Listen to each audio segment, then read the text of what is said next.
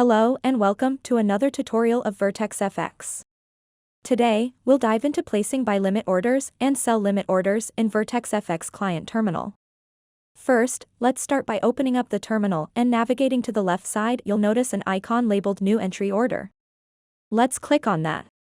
Upon clicking, you'll see a symbol displayed. For our example, I've selected Gold XAU/USD. Now, scroll down to find the buy limit option. Click on it, then confirm.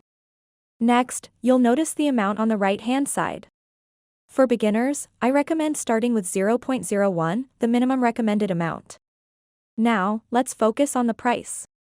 Currently, the price of gold is at $16.48.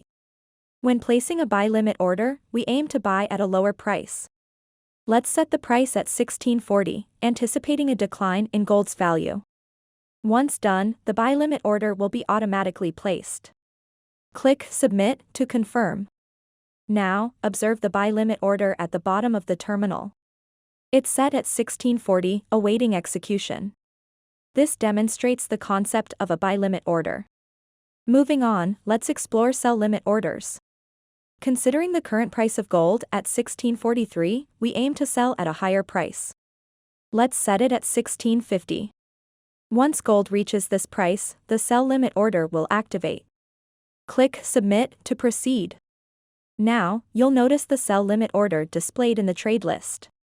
Set at $1,650, it awaits execution while the current price stands at $1,646.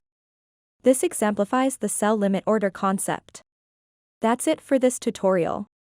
Thank you for watching.